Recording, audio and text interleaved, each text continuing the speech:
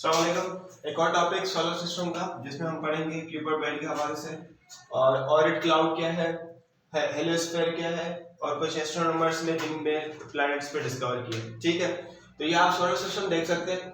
इसमें Kuiper belt हमने पहले कल वाले वीडियो में लास्ट वीडियो में हमने डिस्कस किया था, उसमें हमने ये देखा था कि एस्ट्रॉयड बेल्ट क्या है। ठीक है, एस्ट्रॉयड बेल्ट, तो एस्ट्रॉयड बेल्ट आपका जो मार्स और जुपिटर के दरमियानी जो वो स्पेस है, जो ऑर्बिट्स है, उसको हम कहते हैं एस्ट्रॉयड बेल्ट। ठीक है, जिनके अराउंड वो रिवॉल्व कर रहे होते हैं। अभी ये क्यूपर बेल्ट आपका जो है वो एग्जिस्ट करता है प्लूटो में। यहाँ पे प्लूटो तो नहीं है क्योंकि वो प्लेनेट नहीं है, तो माइनर प्लेनेट है। तो माइनर प्लेनेट का जो ऑर्बिट है उसको हम क्यूपर बेल्ट कहते हैं। तो ये बना हुआ है मिलियंस ऑफ स्मॉल ऑब्जेक्ट्स जिसको हम कॉमेट्स कहते हैं। ठीक है, कॉमेट्स। इसके अलावा आपका है ऑरिट क्लाउड। ऑरिट क्लाउड क्या होता है, ये आपका जो है ना क्यूपर बेल्ट के बाहर का जो पोर्शन होता है, बाहर का जो हिस्सा होता है, ठीक है, इसको हम कहते हैं ऑरिट क्लाउड, जो एडिशनल कॉमेट से बने होते हैं। ठीक है, मिलियंस ऑफ एडिशनल कॉमेट से बने होते हैं। फिर आपका हेलियोस्फीयर। हेलियोस्फीयर क्या है, ये जब सोलर पॉइंट्स मिक्स होती हैं दूसरे स्टार्स के साथ तो ये बनाती है हेलियोस्फीयर, मतलब एक तरह का जिस तरह से हम कहते हैं ना एटमॉस्फेयर। ठीक है, तो ये आपका हेलियोस्फीयर बनाती है और साइंटिस्ट इस चीज को सोलर सिस्टम का एटमॉस्फेयर की तरह रिप्रेजेंट करते हैं। ठीक है, सोलर सिस्टम का जो अपना एटमॉस्फेयर होता है, जैसे कि हमारे अर्थ का एटमॉस्फेयर होता है। ठीक है, आउटर स्पेस को हम एटमॉस्फेयर, पूरा जो प्लैनेट्स में अर्थ का अपना एटमॉस्फेयर होता है, इस तरह से। तो साइंटिस्ट सोलर सिस्टम का जो एटमॉस्फेयर की तरह इसको बताते हैं कि ये एटमॉस्फेयर की तरह है सोलर सिस्टम का, जिसको हम हेलियोस्फीयर कहते हैं। ठीक है, अब 1990s में एस्ट्रोनॉमर्स ने बहुत से प्लैनेट डिस्कवर किए। ठीक है, बहुत से प्लैनेट डिस्कवर किए जो बहुत बड़े बड़े प्लैनेट थे और बहुत पुराने जो है ना प्लैनेट्स थे, डिस्टेंट स्टार्स थे, बहुत दूर तक थे, बहुत पुराने भी थे। हालांकि ये तो विजिबल नहीं है आइस की तरह, लेकिन उन्होंने अपनी तरफ से बहुत कोशिशें की डिस्कवरी करने में, बहुत सी रिसर्चेस वगैरह की प्लैनेट्स को डिस्कवर करने में, कितने प्लैनेट्स एग्जिस्ट करते हैं, कितनी बड़ी साइज के हैं, और ये सारी चीजें उन्होंने डिस्कवर की। ठीक है, तो अर्ली 20s में जब 2000 के अर्ली में इन्होंने तकरीबन 50 स्टार ऐसे डिस्कवर किए।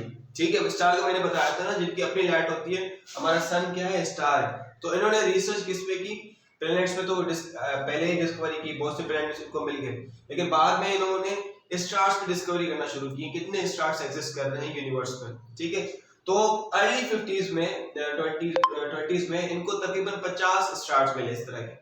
सही है, 50 स्टार मिले हमारे सन की तरह, जो जैसा हमारा सन है इस तरह के और 50 स्टार मिले। और इन्होंने देखा कि उनके अराउंड भी जो प्लैनेट्स हैं वो ऑर्बिट कर रहे हैं। ठीक है, उनके अराउंड भी इस तरह के जैसे कि हमारे पास सन है। ठीक है, और इसके अराउंड ये 8 प्लैनेट्स ऑर्बिट कर रहे होते हैं। इसी तरह से दूसरे जो स्टार्स हैं उनके भी अराउंड ऑर्बिट जो प्लैनेट्स ऑर्बिट कर रहे हैं। ठीक है, वो जो प्लैनेट है, ठीक है, मतलब एक प्लैनेट पे पर स्टार पे पर एक प्लैनेट है। ठीक है, एक प्लैनेट है, एक स्टार है और उस पे एक ही प्लैनेट रिवॉल्व कर रहा है। सही है, हमारे पास कितने हैं, एक सन है और एक स्टार है और 8 प्लैनेट है। लेकिन उन्होंने कुछ ऐसे भी स्टार देखे जिनका एक स्टार था और उनके अराउंड जो प्लैनेट्स थे वो एक ही प्लैनेट था। ठीक है, एक ही प्लैनेट उन पे रिवॉल्व कर रहा था। ज्यादातर केसेस में ये हुआ। ठीक है, बहुत से ऐसे मिले और ये प्लैनेट्स गैसियस नेचर में थे। सही है, कोई सॉलिड सरफेस उनका नहीं था। हमारी जब अर्थ बनी थी, जब स्टार्टिंग में जब नेबुला से आपका सन निकला, सन से फिर जितने भी प्लैनेट्स निकले, तो हमारी जब अर्थ निकली थी तो अर्थ की नेचर भी गैसियस थी, सॉलिड नहीं थी। फिर ग्रेजुअली अर्थ की जो नेचर है वो चेंज होती गई, तो अर्थ अभी आपकी सॉलिड भी है और आपकी लिक्विड भी है। इस तरह से बहुत से ऐसे प्लैनेट हैं जो कि गैसियस नेचर में भी हैं, बहुत से प्लैनेट हैं जो कि सॉलिड नेचर में है। बिल्कुल सही है, जैसे कि आप मरकरी की बात करें तो मरकरी आपका क्या है, गैसियस नेचर है और कूल्ड भी है, हालांकि सन के करीब है लेकिन फिर भी कूल है। तो इस तरह के आपके प्लैनेट्स की नेचर चेंज होती गई। ठीक है, अभी भी देखें, आपने आइस एज सुना होगा ना। आइस एज, जब आइस एज थी अर्थ में तो उस वक्त बहुत ज्यादा जो है ना बर्फ होती थी। ठीक है, बहुत ज्यादा बर्फ होती थी, फिर आराम से वो पिघलती गई और ये आपकी सी में कन्वर्ट होती गई। सही है, समुद्र में आपकी कन्वर्ट होती गई। जो पानी है उसमें समुद्र में, तो वो सारे ग्लेशियर्स का है, सारे उसके आइस एज से जो है ना बहुत ज्यादा मिला हुआ है। तो आइस एज हुआ करती थी और फिर आराम से जो बर्फ पिघलना शुरू हो गई तो यह आइस सी में कन्वर्ट होती गई। तो इन्होंने जब प्लैनेट इन्होंने मिले इनको, जो कि एक स्टार था और उनके अराउंड एक ही प्लैनेट रिवॉल्व कर रहा था, और उस स्टार की जो नेचर थी वो गैसियस थी, तो प्लैनेट्स की जो नेचर थी वो गैसियस नेचर थी, कोई भी सॉलिड सरफेस उनमें नहीं था। अगर हम बात करें तो सन आप देखें सारे प्लैनेट से सबसे बड़ा है, ठीक है, लार्जेस्ट है, हमारी अर्थ है, अर्थ से भी बहुत बड़ा है, तो सन आपका सबसे बड़ा लार्जेस्ट ऑब्जेक्ट है सोलर सिस्टम में, ठीक है, और इसमें तकरीबन 99.8% जो है वो सोलर सिस्टम का मास मौजूद है। सोलर सिस्टम का मास मौजूद मतलब आपकी जो ये प्लैनेट्स हैं, एक थ्योरी के मुताबिक ये सारे प्लैनेट्स आपके सन से निकले हैं, ठीक है, तो अगर सन से निकले, जैसे कि कोई चीज किसी से पैदा होती है, ये सन ऐसे समझो पेरेंट है, ठीक है, पेरेंट स्टार है, और ये सारे क्या है, ये आपके जो ना प्लैनेट्स किसी सन से निकले हैं, तो जाहिर सी बात है इनका जो मास होगा, थोड़ा बहुत जितना भी मास होगा वो इसमें जरूर मौजूद होगा, ठीक है, तो टोटल 99.8% इन सारे प्लैनेट्स का जो मास है वो इस सन में मौजूद है, ठीक है, इसीलिए ये जो सन है और ये जो प्लैनेट्स हैं इस सन के इर्द गिर्द रिवॉल्व करते रहते हैं, ठीक है, इसकी अट्रैक्शन होती रहती है सन की तरफ, ये प्लैनेट्स इनकी तरफ, सन इनको अट्रैक्ट करता रहता है, और ये इस तरह से कोशिश करते हैं कि ये इसकी ऑर्बिट से बाहर निकल जाए, लेकिन ये तो एक अपनी मूवमेंट में चल रहे होते हैं, इसलिए ये ना तो सन की तरफ जा पा रहे और ना इस ऑर्बिट से बाहर निकल पा रहे, ठीक है, तो प्लैनेट अपनी फोर्स लगाते हैं सन के ऑर्बिट से बाहर निकलने की, और दूसरी तरफ सन इनको फोर्स लगाता है कि वो उनकी तरफ अट्रैक्ट हो, ठीक है, लेकिन ये अपनी ही स्पीड में चल रहे हैं, तो इस वजह से ये सन की तरफ नहीं जा पा रहे, तो 99.8% मास इन टोटल प्लैनेट्स का इस सन में आपके मौजूद है। सन आपको हीट प्रोवाइड करता है, लाइट प्रोवाइड करता है और दूसरी एनर्जी प्रोवाइड करता है, जिसकी वजह से आपकी प्लैनेट्स में, मतलब आपके अर्थ में लाइफ पॉसिबल है, ठीक है, जिंदगी पॉसिबल है। इसलिए मैंने कल पहली वीडियो में बताया था कि अर्थ की जो पोजीशन है वो सन के डिस्टेंस के हिसाब से बिल्कुल परफेक्ट है, और हमारे पास सन की जो लाइट है या हीट है या दूसरी एनर्जीज है, जैसे कि प्लांट देखें ना, प्लांट किस तरह से ग्रो करते हैं, सन की एनर्जी की वजह से ग्रो करते हैं, तो नॉर्मल एनर्जी आती है जिसकी वजह से प्लांट अपना फूड बनाते हैं, ठीक है, और उन प्लांट्स के फूड से भी हम ह्यूमन बीइंग या लिविंग ऑर्गेनिज्म जितने भी हैं वो भी फायदा उठाते हैं, ठीक है, लेकिन अगर सन इनके बहुत करीब होता तो प्लांट जितने भी होते जल जाते, या तो पैदा ही नहीं होते, सही है, अगर ज्यादा दूर होते तो आप खुद देखते हैं कि कुछ प्लांट सर्दियों में नहीं होते, कुछ प्लांट जो होते हैं गर्मियों में नहीं होते, ठीक है, ज्यादा गर्मी में नहीं होते, कुछ प्लांट नॉर्मल इस तरह से होते हैं, तो अगर ये ज्यादा करीब होती अर्थ तो आपकी लाइफ एग्जिस्ट बहुत मुश्किल होती अर्थ में, ठीक है, और ये अर्थ से बड़ा, जाहिर सी बात है अर्थ से बहुत बड़ा है, अर्थ का जो रेडियस है, ठीक है, अर्थ का जितना रेडियस है, सन का जो रेडियस है तकरीबन अर्थ के रेडियस से 109 गुना ज्यादा है, 109 गुना बड़ा रेडियस है अर्थ के रेडियस से, ठीक है, तो आप समझ सकते हैं कि अर्थ से ये कितना बड़ा होगा, ठीक है। अच्छा, सन की जो आउटर लेयर है वो हॉट है और स्टॉर्मी है। इसके अलावा यूरोपियन स्पेस एजेंसी ने एक ऑर्बिटिंग सोलर टेलीस्कोप लॉन्च किया था, एक ऑर्बिटिंग सोलर टेलीस्कोप था, सोलर का बना हुआ था और ये ऑर्बिट कर रहा था, ठीक है, यूरोपियन स्पेस एजेंसी ने ये लॉन्च किया था कब, 1995 में, और उसका नाम था सोहो, ठीक है, SOHO, सोहो, ठीक है, क्योंकि सोलर का बना हुआ था और ये जो ना ऑर्बिटिंग था, ऑर्बिट कर रहा था, ठीक है, सो उन्होंने बताया था 1995 में, जिसका काम क्या था, वो सन के इंटीरियर्स को स्टडी कर रहा था, सन के इंटीरियर्स के बारे में हमें बता रहा था, ठीक है, तो ये यूरोपियन एजेंसी ने एक सोलर टेलीस्कोप लॉन्च किया था। बहुत से टेलीस्कोप लॉन्च होते रहते हैं, कभी प्लैनेट्स के लिए जो ना प्लैनेट के बारे में स्टडी करने के लिए भेजे जाते हैं, कुछ मून की स्टडी करने के लिए भेजे जाते हैं, इस तरह से ये भी भेजा गया था 1995 में, ठीक है, यूरोपियन की तरफ से। अच्छा, प्लैनेट्स आपके सन के अराउंड रिवॉल्व करते रहते हैं, ठीक है, और इनकी जो रिवॉल्विंग का पाथ है, जो जिस तरह से वो रिवॉल्व कर रहे हैं, ये जो रिवॉल्व कर रहे हैं वो ओवल शेप का है, ठीक है, ओवल शेप का मतलब अंडे की शक्ल जैसा है, बिल्कुल सर्किल नहीं है, बिल्कुल सर्किल नहीं है, इनका जो शेप है कुछ इस तरह से, ठीक है, कुछ इस तरह से, तो ये इस तरह से रिवॉल्व करते रहते हैं, जिसको हम एलिप्सिस कहते हैं, एलिप्सिस। और आपकी जो अर्थ है, वो अर्थ का भी जो आपका है रिवॉल्विंग पाथ है, ठीक है, या ऑर्बिट है जिसको हम कहते हैं, जिसको हम एलिप्टिक जो है ना रिवॉल्विंग कहते हैं। और अर्थ की खुद की जो शेप है वो इस तरह से एलिप्टिक शेप है उसकी, ठीक है, बेस बी की शक्ल में है, बिल्कुल सर्किल नहीं है हमारी अर्थ, ठीक है। अभी दूसरे सन के बारे में डिस्कस किया, अभी हम करेंगे प्लैनेट्स के बारे में, ठीक है। प्लैनेट्स जैसे कि आप पहले आप देख सकते हो उधर, तो हमारे पास दो टाइप्स होते हैं, तीन टाइप्स हैं प्लैनेट्स के। और पहला जो हमारे पास पार्ट है वो इनर प्लैनेट्स है। इनर प्लैनेट्स में आपका वीनस, अर्थ, मार्स और आपकी जो है ना मरकरी, ठीक है, सॉरी, मरकरी, वीनस, अर्थ और मार्स, आपके ये चार प्लैनेट्स आते हैं, ठीक है। आप ये देख सकते हैं मरकरी, वीनस, अर्थ और मार्स, ये आपके क्या है, इनर प्लैनेट्स हैं, ठीक है। स्मॉल है, बाकी सन से तो वैसे ही स्मॉल है, और बाकी जो प्लैनेट्स हैं उनसे भी ये स्मॉल है, छोटे हैं। और इनको हम टेरेस्ट्रियल प्लैनेट भी कहते हैं। टेरेस्ट्रियल मतलब इनकी जो नेचर है वो अर्थ की तरह नेचर है, ठीक है, थोड़ी बहुत उनसे मिलती रहती है। और ये बने हुए किससे, रॉक्स और मेटल से बने हुए, ठीक है, रॉक्स और मेटल से बने हुए। ये आपके हो गए चार प्लैनेट्स। अभी आ जाए इधर, आपके हैं आउटर प्लैनेट्स। आउटर प्लैनेट्स में आपका आता है जुपिटर, आपका आता है सैटर्न, आपका आता है यूरेनस और आपका आता है नेपच्यून, ठीक है। जुपिटर, सैटर्न, यूरेनस एंड आपका नेपच्यून, ये है आपके आउटर प्लैनेट्स। ये मैसिव है, बड़े हैं इन प्लैनेट से, और ये गैसियस जायंट इनको कहा जाता है, also known as gas giants इनको कहा जाता है, क्योंकि इनकी जो नेचर है वो गैसियस है। और ये ज्यादातर हाइड्रोजन और हीलियम से बने हुए हैं, क्लियर है, हाइड्रोजन और हीलियम से बने हुए हैं। अच्छा, फिर आते हैं ये डार्क प्लैनेट। डार्क प्लैनेट जो कि बिल्कुल मुख्तलिफ है इन दोनों प्लैनेट से, दोनों प्लैनेट की कैटेगरी से।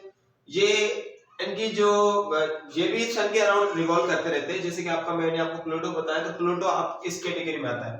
प्लूटो पहले आपका प्लैनेट कैटेगरी में था, जब एक डेफिनेशन बताई गई तो डेफिनेशन के हिसाब से प्लूटो को प्लैनेट की कैटेगरी से निकाला गया और उसको डार्क प्लैनेट में डाला गया। तो प्लूटो भी आपका डार्क प्लैनेट है। वो क्यों? क्योंकि इसके पास ना एक सफिशिएंट ग्रेविटेशनल पुल नहीं है कि वो अपने आप को पुल कर सके या वो सन की तरफ जो ना अट्रैक्ट हो सके। उसकी जो नेचर है थोड़ी डिफरेंट है, ठीक है, as compare to other planets, तो इसलिए इसको डार्क प्लैनेट में रखा गया। फिर आ जाते हैं मून्स की। अगर बात करें तो मून आपके सारे प्लैनेट्स के अराउंड रिवॉल्व करता रहता है, सिवाय आपके मरकरी और वीनस के, ठीक है। मरकरी और वीनस के अराउंड आप उसके बाद मून्स नहीं है, मून कोई भी नहीं है, और बाकी सारे प्लैनेट में मून्स है, डिफरेंट मून्स है, हर प्लैनेट में डिफरेंट तरीके के मून्स होते हैं। फिर आ जाता है एस्ट्रॉइड्स पे। एस्ट्रॉइड क्या है? माइनर प्लैनेट्स हैं, ठीक है, वो भी आपके सन से निकले और ये भी आपके सन के अराउंड रिवॉल्व करते रहते हैं। माइनर प्लैनेट्स हैं, और मोस्ट प्लैनेट्स, ज्यादातर जो प्लैनेट्स हैं वो सन के अराउंड रिवॉल्व करते रहते हैं, सर्किल करते रहते हैं उनके दरमियान। साइंटिस्ट की डिस्कवरी के मुताबिक साइंटिस्ट एस्टिमेट लगाते हैं कि तकरीबन 7,50,000 एस्ट्रॉइड मौजूद हैं एस्ट्रॉइड बेल्ट में, ठीक है, जहां पर एस्ट्रॉइड रिवॉल्व कर रहे होते हैं, एस्ट्रॉइड मौजूद होते हैं, उनको हम एस्ट्रॉइड बेल्ट कहते हैं। तो तकरीबन 7,50,000 एस्ट्रॉइड्स मौजूद हैं। जैसे कि आप देखें, जब डायनासोर का खात्मा हुआ था, डायनासोर खत्म हुए थे, तो डायनासोर भी आपके एस्ट्रॉइड की वजह से खत्म हुए थे। आपका एक शहर है न्यूयॉर्क, ठीक है, अमेरिका में, तो वो उस न्यूयॉर्क जितना, जब अगर एक एस्ट्रॉइड उसके ऊपर आके गिरे तो पूरा न्यूयॉर्क सिटी तबाह हो सकती है, पूरी न्यूयॉर्क सिटी खत्म हो सकती है उस सिर्फ एक एस्ट्रॉइड की वजह से, एक एस्ट्रॉइड की, क्योंकि उनका जो डायामीटर है वो 1 किलोमीटर से भी ज्यादा है, सही है, 1 किलोमीटर से भी डायामीटर उनका ज्यादा है। अगर वो एस्ट्रॉइड जमीन की तरफ आता है, ठीक है, पहले जैसे आया था डायनासोर के टाइम पे, जिसकी वजह से डायनासोर तबाह हो गए थे, तो वो भी एस्ट्रॉइड की वजह से आपका तबाह हुआ था, डायनासोर की जनरेशन तबाह हुई थी। अभी भी खतरा है कि अगर ये 7,50,000 जो एस्ट्रॉइड है, अगर इनमें से कोई भी एस्ट्रॉइड अर्थ की तरफ आता है तो उसको किस तरह से रोका जाए, ठीक है। ये रिसेंटली इन्वेंशन हुई है, जिसको रोकने के लिए एक मेटल बनाया गया है, डार्ट, इसको हम कहते हैं डार्ट के नाम से एक बनाया गया, एक प्रोजेक्ट बनाया गया, डार्ट, DART, ठीक है, एक डार्ट ऑब्जेक्ट बनाया गया है, जिसका काम है इन एस्ट्रॉइड्स को रोकना। अगर ये एस्ट्रॉइड अर्थ की तरफ आते हैं तो उनकी डायरेक्शन चेंज करना, ठीक है। और इसका जो, वैसे अगर आप देखें इनका जो वेट है, वजन, ठीक है, इनका जो वजन है तकरीबन 500 करोड़ किलोग्राम है, 500 kg, सही है, 500 करोड़ केजी इस एस्ट्रॉइड का, एक एस्ट्रॉइड का वजन है। और ये जो आपका है, इसका तो वजन 500 से भी कम है, 500 केजी से भी कम है। तो आप सोचें कहाँ 500 करोड़ किलोग्राम, एस्टिमेट लगा रहा हूँ, एग्जैक्टली नहीं पता, 500 करोड़ और कहाँ 500। तो ये डार्ट है जो कि आपके अर्थ के अराउंड रिवॉल्व कर रहे हैं। अगर जब भी आपके स्पेस एजेंसी को पता चलेगा कि एस्ट्रॉयड आपकी अर्थ की तरफ आ रहे हैं, ठीक है, और ये तकरीबन लाखों किलोमीटर दूर है आपके अर्थ से, तो अगर अर्थ की तरफ आ रहे हैं तो ये डार्ट जाएगा, उस पर हिट करेगा, हिट करने के बाद उसकी थोड़ी डायरेक्शन को चेंज करेगा, 0.00 समथिंग उसकी जो है डायरेक्शन को थोड़े चेंज करेगा, ठीक है।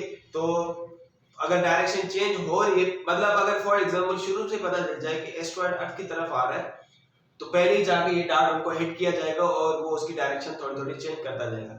लेकिन फॉर एग्जांपल लेट पता चलता है, अर्थ के बिल्कुल करीब आ जाता है, फिर अगर डार्ट को भेजा जाता है तो फिर डार्ट उसकी पोजीशन चेंज करने में नाकाम रहेगा, ठीक है, थोड़ी पोजीशन चेंज करेगा पर लेकिन एट द एंड वो अर्थ से फिर भी टकरा सकता है, सही है। तो इस तरह से ये प्रोजेक्ट मतलब कुछ बनाए जा रहे हैं इन एस्ट्रॉयड्स को रोकने के लिए, क्योंकि ये एस्ट्रॉयड डेली बेसिस पे आते रहते हैं, छोटे एस्ट्रॉयड आते रहते हैं, लेकिन आते आते डिस्ट्रॉय हो जाते हैं, ठीक है, क्योंकि इतना प्रेशर होता है, इनका एटमॉस्फेयर इस तरह से होता है कि वो आते आते डिस्ट्रॉय हो जाते हैं। तो एस्ट्रॉयड को रोकने के लिए एक प्रोजेक्ट बनाया गया, इस पर हम बात करेंगे। तो ये आपका प्लैनेट्स, ठीक है, इनर प्लैनेट्स, आउटर प्लैनेट्स और आपके डार्क प्लैनेट, क्लियर है, और मून और आपके एस्ट्रॉयड। अभी हम करेंगे बात मेट्रोइड्स पे। अब ये मेट्रोइड्स, ठीक है, मेट्रोइड्स क्या है, पीसेस है, pieces of metals and rocks, ठीक है, और ये छोटे होते हैं एस्ट्रॉयड से तो काफी छोटे होते हैं, और ये जब अर्थ की तरफ आते हैं, इनकी जो लाइट होती है वो ब्राइट होती है, ब्राइट स्टेट्स ऑफ लाइट होती है, जिसको हम मेटियोर कहते हैं, ठीक है। जब ये अर्थ की तरफ आते हैं, जब ये ग्राउंड की तरफ आते हैं, तो ये हमें लाइट की शक्ल नजर आते हैं, जैसे आप देखते होंगे टूटता हुआ तारा, सही है, बहुत से लोगों का बिलीव है कि टूटता हुआ तारा देखे तो आप दुआ मांगे तो आपकी दुआ पूरी होती है, ठीक है। तो ये तारा नहीं होता, ऐसे समझिए कि स्टार नहीं होता, लेकिन ये मेट्रोइड होता है, ठीक है। और जब ये आता है ना आपके अर्थ की तरफ, तो एटमॉस्फेयर की वजह से इनमें एक लाइट क्रिएट होती है, लाइट पैदा होती है, ब्राइट लाइट पैदा होती है, वो भी आपके एटमॉस्फेयर की वजह से, अर्थ के एटमॉस्फेयर की वजह से, ठीक है। जब कुछ एस्ट्रॉयड्स जब ग्राउंड तक पहुंचते हैं तो उसको हम मेट्रोइड्स कहते हैं, ठीक है। वैसे इनका नाम क्या है, मेट्रोइड्स, DR है, ठीक है। और ये जब इनमें जब लाइट पैदा हो जाती है एटमॉस्फेयर की वजह से, तो उसको हम मेटियोर्स कहते हैं, और ये जब अर्थ की तरफ पहुंचते हैं, ग्राउंड में जाके पहुंचते हैं, तो उसको हम मेटियोराइट्स कहते हैं, क्लियर है। तो ये आपका मेट्रोइड्स, जो आपको टूटता हुआ तारा आप देखते हैं वो मेट्रोइड होता है आपका। फिर आ जाते हैं एक एक्सटर्नल इंफॉर्मेशन, मतलब ये आपकी गैलेक्सीज के हवाले से। तो यूनिवर्स में मिलियंस ऑफ गैलेक्सीज हैं, हमारी जो गैलेक्सीज है जिनमें आपकी ये पूरा सोलर सिस्टम एग्जिस्ट कर रहा है, आपका ये देखें, ये प्लैनेट मूव करते रहते हैं ना सन के इर्द गिर्द, सन भी आपका मूव करता रहता है, ठीक है, और सन आपका कहां पे मूव करता है, आपकी गैलेक्सी में मूव करता है, और वो गैलेक्सी कौन सी है, हमारी गैलेक्सी मिल्की वे गैलेक्सी है, ठीक है, मिल्की वे गैलेक्सी है। और गैलेक्सी का मतलब क्या होता है, कलेक्शन ऑफ स्टार्स, सही है, जिसमें बहुत ज्यादा स्टार्स हो। तो हमारे मिल्की वे में ये गैलेक्सीज में डिफरेंट किस्म के स्टार्स और भी मौजूद हैं, और उस डिफरेंट किस्म के स्टार्स की कलेक्शंस को हम कहते हैं गैलेक्सी, ठीक है। और ये गैलेक्सी जो होती है वो इसमें गैसेस होती हैं, डस्ट होते हैं, स्टार्स होते हैं, और प्लैनेट्स भी इसमें मौजूद होते हैं, ठीक है। अच्छा, हमारा जो सोलर सिस्टम है वो तकरीबन 30,000 लाइट ईयर्स दूर है आपके गैलेक्सी के सेंटर से, 30 इयर्स लाइट ईयर, ठीक है, 30,000 लाइट ईयर्स, 30,000 लाइट ईयर्स दूर है सेंटर ऑफ गैलेक्सी से। फिर तकरीबन 2004 में यूनाइटेड स्टेट्स की यूनिवर्सिटीज में कुछ एस्ट्रोनॉमर्स ने डिस्कवरी की कि एक और ऑर्बिट है जो कि सोलर सिस्टम के अराउंड रिवॉल्व कर रहा है, जो कि सन से बहुत ज्यादा दूर है और प्लूटो से भी दूर है, ठीक है, मतलब प्लूटो से बाहर है, लेकिन ये भी सोलर सिस्टम में अराउंड रिवॉल्व कर रहा है, सन के इर्द गिर्द रिवॉल्व कर रहा है, ठीक है, जिसका नाम दिया गया सेटना इसको नाम दिया गया, और सन से बहुत दूर है, प्लूटो से भी दूर है। और इसकी जो रिवोल्यूशंस है जो कि सन के अराउंड रिवॉल्व करता है, हमारी अर्थ जैसे कि 365 डेज में अपना एक ट्रम्प पूरा करता है, मतलब एक अपना राउंड पूरा करती है सन के अराउंड, तो एक साल हमारा पूरा होता है, ठीक है। तो हमारा एक साल 365 डेज में होता है, लेकिन सेटना का एक साल अर्थ के तकरीबन 10,500 या 12,000 साल के बाद एक साल उसका पूरा होता है। जैसे अगर हमारे 12,000 साल पूरे हो रहे हैं, तो सेटना का एक साल पूरा हो रहा है अर्थ के सन के अराउंड, ठीक है, सन के अराउंड रिवॉल्यूशन में 12,000 साल के बाद सैटर्न आपका 1 साल कंप्लीट करता है। ठीक है, तो ये आपका प्लेनेट नहीं है, ये एक ऑब्जेक्ट है जो कि एक बॉडी है जो कि सोलर सिस्टम के अराउंड रिवॉल्व कर रही है, सन के अराउंड रिवॉल्व कर रही है, सन से बहुत ज्यादा दूर है। आखिरी आपका जो प्लेनेट तो नहीं है, प्लूटोइड है, और ये डार्क प्लेनेट है प्लूटो आपका। यहाँ पे 8 प्लेनेट है, और 8 प्लेनेट के बाद आपका प्लूटो आता है। ठीक है, और ये जो सैटर्न है ये प्लूटो से भी दूर है। सही है, अगर हम यहाँ पे 9वां ऑर्बिट बनाए 9, और आपका ये 10वां ऑर्बिट आ जाएगा सैटर्न के लिए। सही है, तो सैटर्न जो आपका है वो प्लूटो से भी बहुत दूर है, सन से भी जाहिर सी बात है बहुत दूर है, और ये 12,000 साल के बाद, अर्थ के 12,000 साल के बाद अपना 1 साल कंप्लीट करता है। ठीक है, तो ये था आपका सोलर सिस्टम के हवाले से। पहली वीडियो में हमने सोलर सिस्टम की ओवरव्यू किया, और इस वीडियो में हमने ये सारा सोलर सिस्टम के बारे में पढ़ा, सन के बारे में थोड़ा डिस्कस किया, और बाकी प्लैनेट्स के बारे में डिटेल, प्लैनेट्स के बारे में हम अभी देखेंगे, मरकरी की डिटेल, वीनस की डिटेल, अर्थ की डिटेल, इस तरह से।